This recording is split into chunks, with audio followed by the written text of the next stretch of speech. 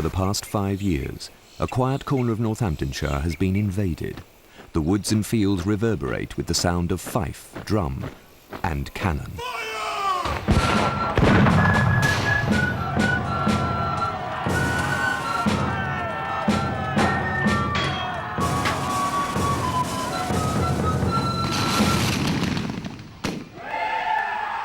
The first time I ever met an American Civil War reenactor was, bizarrely enough, in a pub in Birmingham. The big bloke in a biker jacket with red hair. He'd gone into enormous detail in studying from Birmingham, England, the life of an infantryman from Birmingham, Alabama. He knew where this man had been, in what division, in what battle, all through the war. It was the most extraordinary kind of level of micro-history. The man was clearly obsessed with the American Civil War, despite the fact he was this big, scary biker man in a pub in Birmingham. And I said to him, how on earth did you ever get into the American Civil War? I mean, how did you come to be here? And he said, well, I was an alcoholic, right? And I went to my therapist, and my therapist suggested the way to get over it was to get some other obsession. And this seemed to be this was the most effective way. Tens of thousands of people now make a hobby of reenacting the past. Calling themselves living historians, they recreate the military and domestic aspects of virtually every era of the past 2,000 years. Their approach to history throws up more than one challenge to the academics. If you read about the history, you're going to learn the facts and the figures, but if you actually live the history, you're going to know a lot more. I mean, you can read 1,000 books and never really know what it's like to wear a full suit of armour and know how heavy it is or how hot it gets or anything like that. And what we're trying to do for the general public is just take a still of history and bring it to life. Each August, 3,000 military reenactors and living historians take over the grounds of Kirby Hall for the largest historical event of its kind in Europe, History in Action. Sponsored by English Heritage, it attracts over 40,000 visitors in 2 days. We first ran it in 1996, and we saw there that there was definitely an interest in multi-period events, because then you could get a chronology of history, which wasn't really possible with individual reenactment events. Having grown dramatically over the last 3 decades, historical recreation now attracts not only tens of thousands of participants, but over 1 million spectators every year. History in Action, though the largest event of its type, is only one of hundreds of these held annually throughout Britain. Last year, about 1 million visitors went to see reenactments on English heritage sites alone, which is amazing. And the reason they go is because it's such an enjoyable experience. And it's a complete experience. You really are stepping into history when you go to a reenactment, and that's why I think it's got such enormous appeal. These bangs and crashes may be popular, but can they help our understanding of the past? I think reenactors can demonstrate what armies look like in the field to a degree, what individuals look like, what they cannot bring, and what academic historians can do, and essential to their work is the why element of history. The past is hollow in one sense, and we sort of pour things into it from our knowledge and try to construct as best a scenario as possible.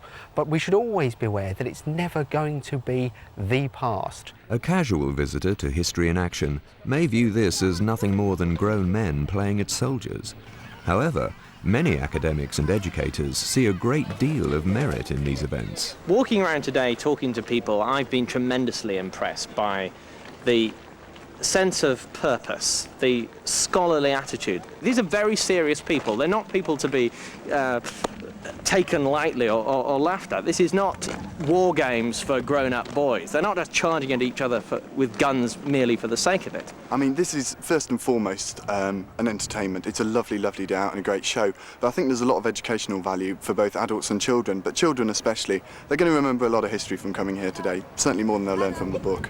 Participants fall into 2 camps, living historians and battle reenactors. And reenactment is going on the battlefield and having a fight. Living history is the whole thing. The clothes, the tents, the food, the utensils, etc., etc. But it's not as distinct as that.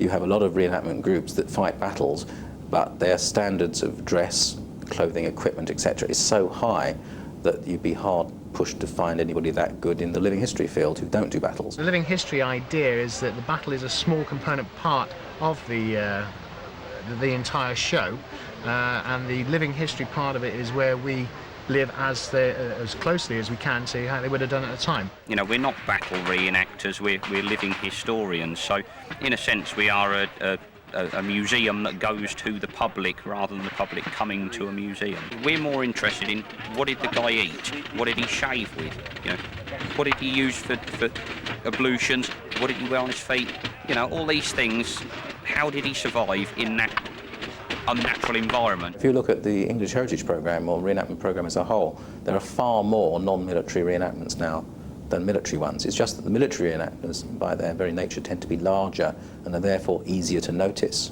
The research that reenactors embark on and the level of detail they uncover easily match the efforts made by many academic scholars. I was talking to someone earlier on this afternoon who was in the Victorian Military History Society, who's here now as a Boer War reenactor. But this is just one part of a lifelong or 20-year-long study that he's conducted, beginning when he discovered in a junk shop the paybook of a British infantryman from the 19th century. And this story unfolded from there. And he's researching not only the slightly what may seem to us to be the obsessional things like getting exactly the right buttons on the uniform and that kind of thing, but really understanding about what it would have meant to be in the British Army in the 1870s and 80s. When we started a military display team in 1993, one of the very foundations of it was that the recreation of the Middlesex Regiment of 1886 would be as accurate as it was feasible to make it, because if it's not done accurately, and okay, for theatrical performances and the like, maybe it doesn't need to be, but for what we're aiming to do, which is to provide something that's educational as well as entertaining, I think it's a very important feature that we get it as accurate as we can. Like conventional historians, reenactors make a point of using primary sources and contemporary records. Research is done from historical books, documents, libraries, internet even. There's an awful lot of information on there. And from going to seminars and meetings with other people of a similar interest. The costumes that we wear are made accurately to be as accurate to costumes of that period. We're quite specific about the materials. We're not using man-made materials, you're using velvets, silks, cottons, etc., as close as you can get. All the equipment we wear, we try and find at least two known sources for it. The clothing, the hardware, you know, the armour and the swords are all based on contemporary pieces that do exist. If you're portraying the past, I think we owe it to everybody in the past to do it right. And if I'm going to go out and reenact a soldier from the New Model Army, I want to look like a soldier of the New Model Army, not somebody in a crimpline dressing up outfit. Amongst ourselves we have people who we call the button police. That button's not correct for that period, you shouldn't be wearing that jacket, etc. And it's all extra information you get in, and we're trying to do it as accurately as possible. So you do tolerate these people, albeit with a limited temper. Chip Gorente has a background that allows him a unique insight into the accuracy of living history. As a pimply-faced 17-year-old, I naively thought, what could I do? Oh, I know, the US Army.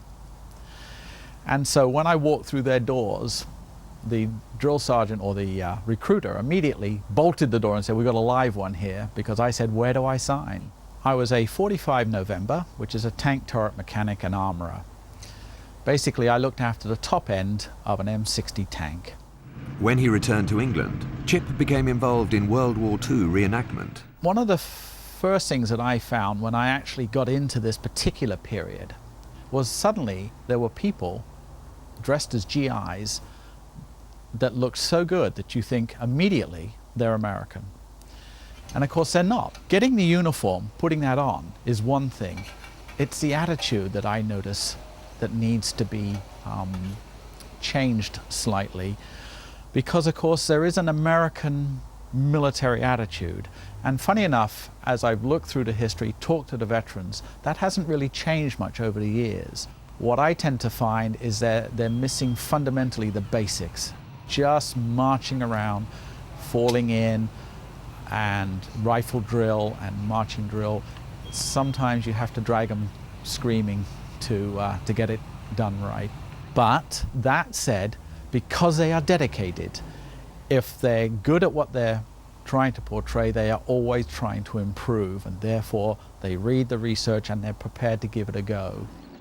The accuracy of reenactment is an extremely interesting point, and I think it gets at the heart of studying history. Can we ever really know the past? And is it a dangerous thing to present the past as if it's a commodity that can be reenacted in front of our very eyes? After all, it is an interpretation, it's a reenactment, it is not the past. People are watching it with a very, very different mindset, with a very different understanding compared with the original audience to these events.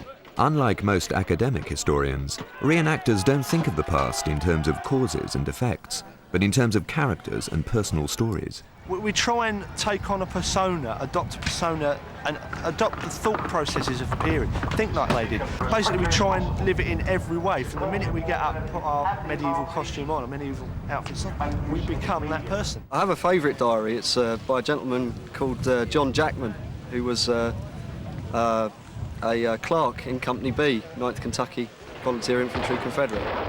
His experience just covers so many things within the war in the West. He was ill, he was wounded. About the only thing that didn't happen to him was he wasn't ever captured. And he joined in 1861 and was mustered out at the end of the war, so he served the whole period of time. His story is just fascinating. Living historians see their physical recreations as helping us to unravel the past. We make a lot of our own equipment, shoemaking, we've got a forge set up, all with authentic tools, etc., etc. So we're actually trying to enjoy it, do it ourselves, but also learn almost a form of very experimental archaeology. For instance, we found out the studs, which the soldiers complained of stud money, having to pay stud money, and we're not talking about services to ladies or anything like that, we're talking about wear out on boots. There are a number of instances in Tacitus where they complain of these wear on their studs. We found out that a pair of studs with continual changes on high points, you could go through the full set of studs in 11 days marching on hard paved surfaces. So there's no wonder why they were complaining having to pay this excessive amount of money. Studying the nitty-gritty of what the guys used, we could say, but this actually meant that he was hunting a machine gun that weighed so much. This is how long it took to reload it. You know, it's all the little pieces of history, which, okay, they weren't, grand strategies and, worldwide news, but to that particular guy at that particular time, that was the most important thing there was. Virtually all the reenactment groups see education as one of their primary purposes. When we're trying to teach history in schools, we talk about empathy. We try to get people to understand what it would have been like to be there. And these people are taking this to its logical extreme. I think this is the way to learn about history. This is the best kind of access to the past that I've ever come across. Our actual motto is to educate and entertain. So if we can send every small school child away with just one or two facts, we like to think we've achieved something. And again, they'll take that away. It will stay in their mind a lot stronger if they've seen, they've touched, they've held, rather than just taking it from a book. There's much more stimuli there, and it is a very good teaching tool. Kathy Thomas, a primary school teacher, uses reenactors when her pupils are studying life in Roman Britain. As soon as they arrived and they started unpacking, children were asking them questions, what they were doing, what's that? And that did not finish until after they had packed up and gone home. Even after the presentations had finished, the children were still hanging on and asking them questions. And it takes a very special person who can engage children like that for about 4 or 5 hours and still have their hunger there, wanting to learn more. Well, I mean, when you walk into a class and you turn around to and say, Salve pueri sum Tiberius Claudius Vitalis, their mouths drop, and when you take your cloak off, when you get the flash of armour and the weapons and things, you get, wow! They thoroughly enjoyed the make-believe role-play situations that were created. They enjoyed handling genuine artefacts, and they really got enthused by the enthusiasm of the actors. Once you start going into it, most of the youngsters generally like all the bloodletting. Once you start talking about the battle against Boudica and hacking up Celts and all the rest of it, the boys are all for this, But there are drawbacks. We didn't see the harsh realities of Roman life. There is certainly a role for reenactors as part of the history curriculum. There is no way that they could be relied upon to provide the only way of experiencing history. If you're an observer of these events, you're seeing pictures. You're not necessarily understanding. You're not necessarily thinking about, when people are watching, for instance, the American Civil War reenactment this afternoon, they're not thinking about the issues involved. They're not really coming away, I don't think, with a greater understanding of what it was that the American Civil War was all about. One of the great problems, I think, of reenactment is that it's divorced from its context. Of course, as historians were pointing out, particularly after the First World War, the thing we have to avoid as historians is telling history as if it's one damn thing after another. You need the wider context. You need the landscape. Nobody in their right minds think that soldiers went out and fought each other for fun. Soldiers went and fought wars because the politicians created the wars. And politicians create wars for various reasons. It could be for conquest, it could be for defence or whatever. So we do try and bring those elements into our commentaries. One of the weaknesses of living history, of course, is that it doesn't really provide the why element of history. Where it does so, it's the received wisdom about why wars are started and why campaigns are fought in the way in which they are fought. It's not offering anything new or fresh. People need to read academic history books. That's why they need to watch historical documentaries which ask those critical questions and which get people to think critically about the past, as well as just bathing in the aura. So what is it about this approach to the past that attracts such passion? And what happens when these reenactors refight the emotionally charged battles of the 20th century? Battles has become a leisure pursuit in the past 40 years, but it is not a modern phenomenon. Its origins go back to man's earliest days. In Neolithic societies all over the globe, tribal groups celebrated their victories in battle and in the hunt with stylized dance and ritual. It was the Romans who turned this into an entertainment on a massive and violent scale. Besides recreating land battles, often featuring genuine combatants, they went to extraordinary lengths to recreate sea battles called naumachia. In 46 BC, Julius Caesar had a lake specially dug for a battle featuring 2,000 marines and 6,000 oarsmen. The Emperor Domitian even had the Colosseum waterproofed and flooded to accommodate these popular events. During the reign of Nero, to celebrate the completion of a water conduit, 19,000 troops staged a sea battle on Lake Fucini to the east of Rome. Many of the participants were killed in the spectacle. During the English Civil War, reenactment became a tool for propaganda and recruitment. Parliamentarian Colonel Thomas Blunt restaged Roundhead victories for the London public on Blackheath, using his 2 regiments of foot. In modern times, former soldiers began to relive their own conflicts for public consumption. 50 years after Gettysburg, American Civil War veterans marched across the battlefield again. But this time, the conflict ended with a brotherly shaking of hands.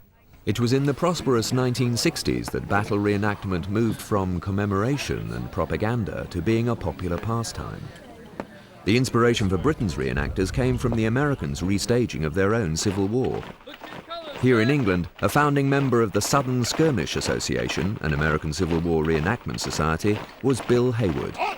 Back in '68, we done the American Civil War, very wrongly acted, and 8 people decided that what we would do, we would form it this sort of system, and it gradually grew and grew.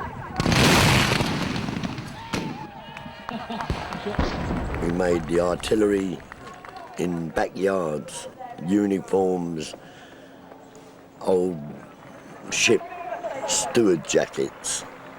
That was how we started. When the society first began, we used to have a system where there was very few members, and we would charge one end of the field in one colour jacket and come back in a different colour jacket. Interest in reenacting Britain's own history was spurred on by the release in 1970 of the Ken Hughes film Cromwell. And that had an amazing effect, partly because it was an epic film about British history, and partly because after the film a lot of the props were sold off. And that enabled a group of enthusiasts to get together under Brigadier Peter Young to form the Sealed Knot, which is perhaps the most famous of all reenactment societies. And since then, it's gone from strength to strength with different periods being added. And then around about 1976, military vehicle owners thought that they could put on their own displays with their vehicles, with costumes and pyrotechnics, and it started to grow from there. We basically came on to do this properly. We'd seen it being done very badly, and offered, if you like, our expertise and got more and more into this to do it. And also, I mean, there's some Hollywood mileage to be made up, really, in getting it right. In recent years, film and television companies have increasingly used reenactors for both historical and educational documentaries, and even for feature films. More and more you find that film companies have realised that you've got a whole unit that's got all the right kit and they look proper. Yeah. And they know what they're doing, which is a lot cheaper than getting 20 extras, going to Burnham and Nathan's, getting 20 extras costumes and trying to make them fit. A film that could cost £20 million to make could be recreated here in 15 minutes. And the commercial film industry is now beginning to turn to people like ourselves because the equipment is so good. The quality is so good. The people are fighters. They know how to use the weapons. Most importantly, they know how to use them safely. I think a lot of how we've come to do reenacting in this country for World War II has got to do with the changes in social standing. Come the early 70s, there was a lot more free money about.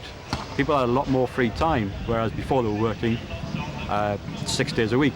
Then we had weekends, we had paid holidays, and people had more free money to put into their hobbies, and it grows from that. These people may be recreating life centuries ago, but to do so they have to spend on a 21st century scale. As a ballpark figure, you could buy, say, a 15th century suit of armour of reasonable quality from about £1,500 upwards. So far I haven't reached an upper limit. But yeah, prices do vary depending on what levels of decoration and things like that the customer requires. I recently know of one particular reenactor that paid £26,000 for a suit of 16th century armour. If I could get a commission for one of those each year, I would be happy. Would-be Vikings can pay out just a few £100s to get started, but reenactors of modern wars have to invest £1,500 and more if they insist on wearing the genuine article. Ever since the war ended, German paraphernalia has been the most collectible, and therefore it's premium prices on those. And they've had to look to reproduction uniforms. The second more expensive are the American portrayals, especially certain pieces of kit. You get an original airborne uniform, you're looking at £3,000 just for the jacket and pants. The cheaper relative used to always be the British Tommy, because that stuff was used right into the 60s and therefore it was readily available. But even now we're noticing in the military fairs how those prices are starting to creep higher and higher. And those who choose to portray the two world wars have more than just uniforms and rifles to purchase. This is my toy, if you like. This is what I use when I go and do my reenactment. There are a wealth of historical vehicles available, especially in Europe, because, of course, the Americans brought everything to Europe to fight over here, and of course they then left everything when they went.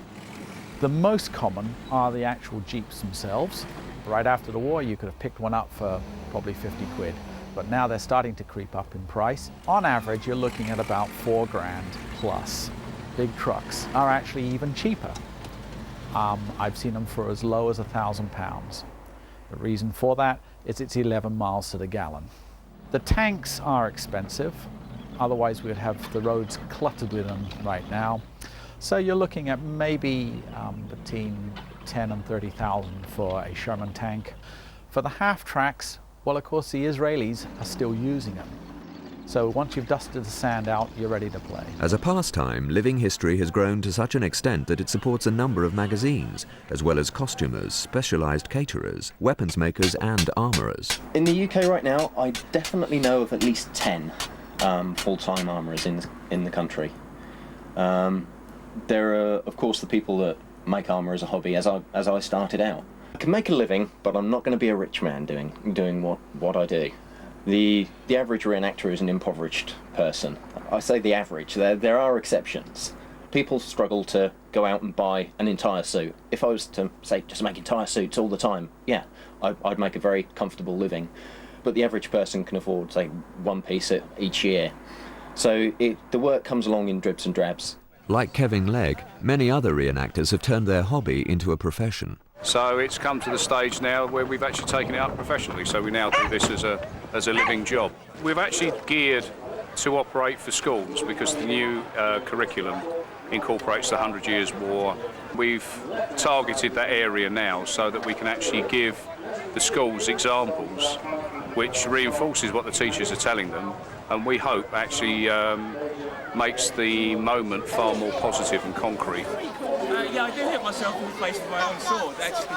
Whatever period they are recreating, living historians see their role as memorialising the soldiers of the past. We contacted the American Battle Monuments Commission, which is the American equivalent of the Commonwealth War Graves Commission, and they actually gave us the huge honour of actually attending the official Memorial Day ceremony. At the end of the day, the First World War is really turning that corner of a transitional era. Soon there won't be anybody that can remember it firsthand. You know, and it's obviously up to the different medium, you know, the way it's presented, so that, you know, the coming generations actually get a feeling for what these guys did. You know, it's not just stuffy history in a book. And they help, I think, establish a link between us here in the 21st century and those soldiers that fought and died in the Great War. We are asked by a lot of veterans associations to go along in uniform and take part in their commemorative things. So yes, we believe that it's one thing to go along to the cenotaph as a nation, that is correct, but when people see us marching down the road, immediately they think back to the actual men. It is right that what people have achieved, what people did and the way people lived, in our case some 120, 130 years ago, should be remembered. It's not memorialising the war itself, it's very much about not forgetting those who participated. You know, via email and letters we have corresponded with these guys, and one comment from one veteran in Oregon was, hey, it's really good to know that there's some people remembering what we did over there all those years ago. And to us that was worth, you know, £1 million. And in some respects, the whole of reenactment is about commemoration, because although there are official ceremonies to commemorate the wars of the 20th century, there's nothing at all out there remembering the soldiers of previous centuries. One of the greatest moments of my life, surprisingly, we were at Nottingham on a civilian parade, and we marched through, and to my left I saw men of the British Legion, and they were carrying their colours, and I ordered the men to give an eyes left, and I saluted, and to my surprise, and they saluted us back. You can see I get quite emotional. As part of this respect for the soldiers of the past, reenactors have a strict code about the medals and decorations they allow themselves to wear. We don't wear medals we didn't earn. I have the same problems with people who are wearing a red beret or a green beret and didn't have the training for that. I've never jumped out of a plane, so I don't wear a parachute wing. I'm not trained to do that. So I can be an airborne soldier who came in with a glider. I've been in a glider, so I'm at ease with that. Despite their seriousness and scholarship, many reenactors consider that their audiences react to these battles as simply entertainment and spectacle. Yes, there's excitement. Even troops taking part in real wars say that there's an amazing buzz out of combat when they're not terrified, that is. So we'd actually be falsifying things if we didn't actually have that element in it. We're not glorifying war. We're remembering that there has been wars. And the day that you forget that wars have been fought and people have died in those wars, I'm quite certain is the day that wars will start again. The Second World War throws up particular problems for reenactors. Over the years, I would have to admit there has been a negative reaction to the Germans, but the idea behind the Germans in our association is that they show the ordinary German soldier, not the more volatile type that you would get a reaction from, like SS. It's English heritage policy not to utilise the services of any SS reenactors because they can and do offend just by being there in uniform. So, you know, we meet lots of British World War II veterans, And never in all that time, in what, 23 years now, have we ever had any hostility from them. They're really interested. The issues around the Second World War could be more contentious, and if we did it in a cowboy fashion, I could quite understand veterans being really annoyed at the way we're portraying them. In 50 years' time, it might be different, but at the moment, it's essential that they understand that they're reenacting the lives of people who can be watching them, and that's, in some respects, is quite an achievement. It's also a bit of a burden. They have to get it right. Otherwise, they're taking the mickey out of the very people who come to see them, and they don't want to do that. Portrayals of World War II have a different resonance for continental reenactors than for people here. Our association at one time had a group which did the German army, and it wasn't well received. As I said, we also formed for the Dutch army, and at one point they also said, well, it's not very well if you do that. The reaction of the public towards Germans in Holland is also well, negative. I've never worn a German uniform, and I never will wear one. As most of us and most of our families have some remembrance of the bad things done during the war. The reenactors who choose to play World War II German soldiers don't see themselves as portraying the villains of history. We're just telling the story of the ordinary soldier, the guy who got wet and occasionally got shot and lived on the ground, and that's it, that's the story. It doesn't actually do them justice to say they were just an ordinary guy, because you then have to ask, well, what is just an ordinary guy in Nazi Germany? There's various reasons why somebody might want to reenact the role of a Wehrmacht soldier. One of them is because the Wehrmacht were very fine soldiers and they deserve some credit for that. Another, and perhaps surprisingly, is so sufficient recognition is given to the British and Allied troops that beat them in the field, because it takes a very good soldier to beat a very good soldier. Because we are giving that education, it would be wrong for us not to have that opposing force. It would be wrong for us not to have their side of the story. No matter what the overall picture is, why the governments choose to go to war in one country, why one side takes sides against another, is immaterial to the man that's on the ground in the hole being shot at by another man on the ground in a hole. No human being is divorced from their wider society. No human being is divorced from a set of political views, a set of views on what they think binds the world around them, morally, spiritually, socially. Now, that's not to say that we can't probe their reasons, can't probe their psyche and understand what motivated them to do that, but to simply deny that they were like that, or to simply deny that function of their characteristic, is to provide a far too simplistic understanding of them. So what lies behind the uniforms? Are reenactors simply examining and honouring the past? Or are there hidden agendas, some unsuspected motives at work in the tent cities? The wonderful thing about reenactment is it's a hobby that's open to everybody. You'll find in a reenactment unit every conceivable type of person and social strata, from doctors to dustmen, male and female, all ages. It doesn't matter. There is no such thing as a typical reenactor. And there's no typical reason for becoming a reenactor in the first place. A very good friend of mine, who's French, and has since gone back to France, enticed me to go along to a society that he was a member of. Somebody put a sword in my hand and showed me how to use it, and it was like an extension of my arm. And from then on, I was addicted. Both of my grandfathers served in the First World War, and I wanted to know more about what they must have experienced. I don't know, maybe I've always wanted to be a soldier and never got there in reality, and this is the next best thing, I guess. For me, it's the style of the ladies' dresses. Because I'm an extrovert to start with, anyway. I'm a show-off, I'm a big head, and I can be whatever I want to be. I can be Kachinawa from the Indian tribe. I can be John Wayne if I want to be John Wayne. I can be Davy Crockett if I want to be Davy Crockett.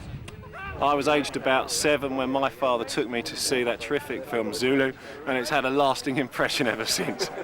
I've always enjoyed history, and I decided to take it a step further and try living it for myself, and it's thoroughly enjoyable. The growing, you might call it a cult of reenactment, of living history, I think tells us something very, very interesting about the kind of people we are. It's almost more interesting in terms of reflecting it on ourselves. But to what extent does the reenactor's personality guide his choice of historical period? My particular interest in history is the experience of the soldier. And the American Civil War is one of the first wars where a lot of the combatants were literary. And there's a wealth of information in letters and diaries from common soldiers that enable you to look at what the soldier's life was like at the time and try and recreate that. For some, the attraction is being a soldier. For others, it's being a warrior. There's no rigid structure as to what you do on the battlefield. Yeah. Your rank within the society does not correspond with what you do on the battlefield. We don't go marching about and have drill and things. Some people like the uniforms and the real flashy Napoleonic and later stuff, where it's all gorgeous, it's gold lace and things everywhere. Some people prefer something that's not quite as decorative, but much more fun on the actual battlefield when you can actually get stuck in there. Someone that wants to be a Roman isn't likely to be the same sort of person that wants to be a Viking. The Vikings tend to be very individual people and like charging around waving swords in the air. The Romans like being told what to do and marching in straight lines. A bit of a generalisation perhaps, but it's very true. There was a young chap came up to me today, he's been in the British Army, and he said he's interested in joining us, and he said he's always been interested in the Roman Army. And these are the types that generally gravitate to us, and there are others. I mean, we don't fight. There's no way that we can fight as the Romans did with these things. So these other guys going at these other periods, perhaps they just like to mix it a bit. They like to get into fight situations. Most of the other periods, most people stand around decorously with either an 18-foot long stick, which they're not allowed to hit people with, or with a metal tube that goes bang. So you don't actually know that you've hit someone. But when you're out on the field fighting with one of these, you know when you've made contact. The person you hit knows that you've made contact. And it's so much more fun to know that it's in your face, physical contact. Everybody knows when they're dead and when they're still alive. But I could no way consider medieval or Saxon or Viking or anything like that. That just does not appeal to me. The people that choose to be Germans and the people that choose to be Americans and people that choose to be British all take on the national traits in a curious way. We do private mock battles for our own enjoyment, so we get a chance to try out tactics the way they would have been used. And the Germans, by and large, will be very methodical and work out their attack and then be very efficient going into the attack and taking it that way. A very typical German trait. The Americans, on the other hand, will mass and charge with as much firepower as they can muster and try and overpower anybody in their way. Whereas we Brits are quite happy to sit back with a cup of tea and wait for it all to be over and then go and clean up. The American Civil War attracts the largest single group in British reenacting. So what is the attraction in this period and in the history of another nation? It's extraordinary that here, this event today, more than half of the reenactors are American Civil War reenactors. How has that come to be? The answer that I've been getting when I ask these people this question is people get into it because they become interested in American culture. They become interested in rhythm and blues or bluegrass, so they become interested in the music and the culture, and then they kind of go back in time, or cowboys and westerns and things like that, and from there they go to the American Civil War. It started as cowboys. We run a western club. We've always been cowboy fanatics, you know what I mean? The old west and all this sort of thing. And this is just an offshoot of it, you know. Yeah. Basically, this is moving up, you're getting older and moving up to it, you know. I come from the south of England, so I always favoured the Confederates. No, I've never actually been to the States. Basically, I spend too much money on importing the stuff from the States. When you're very young, it's watching some of the films and seeing the old westerns, the old-time westerns, and it's the thought of wearing maybe a gun rig and a six-shooter and running around the woods shooting one another like we used to do when we were so high. And then you just grow and mature with it. I think there is also something about the American Civil War which has a sort of clarity about it. It's far enough away, it's far enough back in time to not be kind of bedeviled with the sorts of emotions that come up, which the First World War reenactors, for instance, are confronted with. And yet it's close enough to our own time that we know a huge amount about it. Reenacting at first appears to be a male preserve, but there are many female reenactors as well. You get quite a buzz when you've all fired a brilliant volley off, you know, you do get a buzz and you think, oh yeah, that was good, I'm glad I took part in it. You'd be amazed how many women want to be soldiers. And a lot of the societies do allow this. Some don't. Some say, no, I'm sorry, it's not authentic because in the Roman era you didn't have female soldiers. And okay, it's not really authentic in the English Civil War. But because of the nature of English Civil War uniforms, a female doesn't look so female from a distance, and it doesn't really matter. And in that particular era, most of the musketeers are female. Most of the men tend to be pikemen. They like the contact and the roughy-toughy stuff. We have to try and dress up and try and disguise ourselves, you know, as men. Basically, all the ladies that come on the field have to be dressed as infantrymen, just for authenticity, really.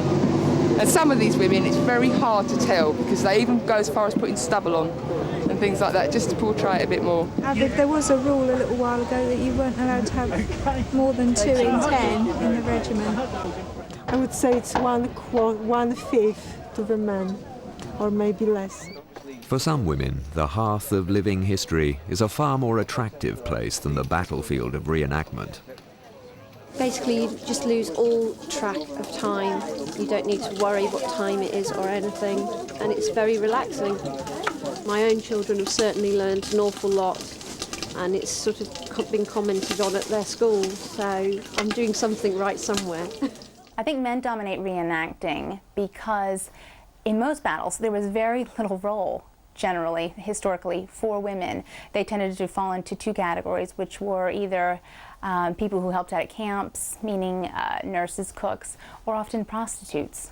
So not the glamorous role you'd want to take on.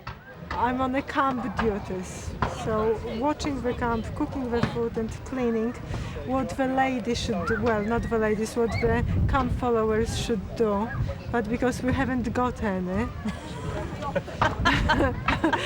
I come because my friends are here, you know, some of the people here are people I've grown up with, and I always get there, I used to bounce you on my knees stuff, you know, which is quite embarrassing. But I can do it to other people now because I've been here 24 years, so I can get my own back. We met in the pub, and there was going to be a big reenactment in Farnham because that's where we come from, and they were looking around for people, and my husband just sort of said, oh, well, we'll have a go at this, and that's how it happened. And for me it was just a social thing which I can do because I didn't know many people. On the field, however many people there is here, we're all friends. There's no arguing, there's no arguments, no politics. And this comradeship on the field is as strong for the men as it is for the women. I got a really good new set of friends who I really like, and we have fun together. The best thing is friendship. You know? Everyone that takes part in it, it's almost like a big family, one big family. A lot of camaraderie, you know, amongst people. And you meet all people from all walks of life, and you've all got a common interest of reenacting different parts of history. I think we have managed to actually, through the amount of time we spend together, the amount of training we do, we've built up quite a good esprit de corps. Now some of my best friends are those I've met through joining this unit. Men who were in these battles relied on each other in a way that we don't tend to rely on each other so much for anymore. You tend to have more of a competitive atmosphere now, especially in the workplace, whereas if you were in a battalion, you relied on each and every person, and they on you, and that's not something you find anymore.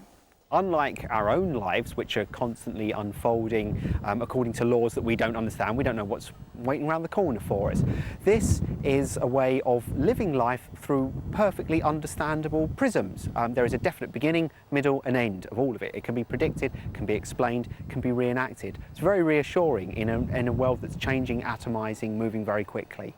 But to actually get away from the 20th century is a good thing. Life nowadays is very fast lane. Everything has to be done quickly. Prime example, you go into McDonald's, if your burger's not there in 30 seconds, people are getting angry. If it's not there in a minute, they're starting a fight. It's crazy. I feel society today has lost a lot. I think there is too much of negation of our responsibilities. Perhaps things weren't right in Victorian times, but one had a sense of nationhood, of pride in the country. I mean, after all, these young men, like you say, who went off to fight in the First World War, For some of them, it may have been a bit of a lark to start with, but they were fighting for the country. They were proud to serve the country. And I think you've got the same dimensions with the Romans. You live in the 20th century, you go to work, you come back, you travel by tube, go to a train, up and down, people crush you. Hey, you're a peasant, you're a man-at-arms, you knew what you had to do. Go and get on with it. Most reenactors take a more realistic view of their particular eras. We don't have here, when we're doing this, we don't have cholera, we don't have typhoid, we don't have the Black Death. We're much more hygienic. We have decent soap. I think your average reenactor is trying to get in the bones and the soul of someone who lived through an experience, perhaps more so than the person who goes to the movie, but I don't think they're necessarily trying to escape from any modern-day evil. Just the smallest things could end up making you dead or crippled. No, I like the 20th century, really, but it's fun to do the 5th century every so often. I don't think there's a genuine attempt to escape to the past by many people, because for all its faults, the 21st century is a much better place to live than even 100 years ago. The mere thought of going to the dentist in Victorian times gives me the screaming heebie-jeebies. But it's nice to be able to reenact the past and forget the 21st century. That's very different from living in the past. This is all about men wanting to re-experience the role that men have had for generations, for millennia, and which for the first time in Western human history, men seem to be being deprived of this role. What are men for anymore? Nobody quite knows. Here, if you come here today to Kirby Hall, you'll be reminded of what men used to be for up until maybe 50 years ago. On the one hand, life is much more secure for the average man. We're not fighting each other for our daily bread. But on the other hand, life is not totally secure. Relationships are not as secure and safe as they once were. And the workplace is not. A man does not have a job for life. This identity ready-made when he starts his working days that he once did. And I see that the type of excitement, yet also the type of safety and camaraderie that can be offered by reenactment is something that could be very attractive to men. Britain is an island that I think is reassessing itself, trying to work out where it's actually going. And one of the things that seems reassuring is the safety blanket of the past, when things were solid, when things seemed to have a beginning, a middle and an end that we can understand, a nice solid story that we can play a part in. Reenacting in Britain began in the early 1960s, very late 1950s, and has really escalated over the last 20 years.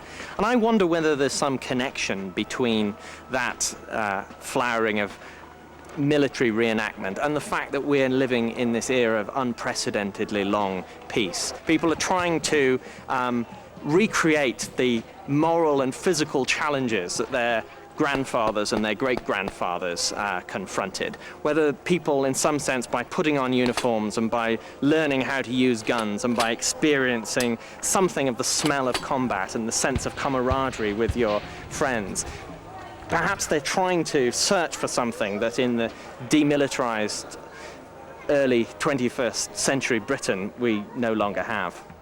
These recreations of history illuminate not only the past, but the present as well.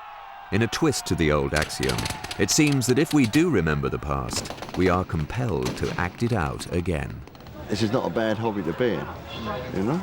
It's a good, healthy hobby. You know, our mission is that they go away and think about the sacrifice that those people made. If you've got an interest and you want to find out more about it, this is the best open university there is. And it's a wonderful way of de-stressing to go out onto the battlefield and fight with someone and get away with it.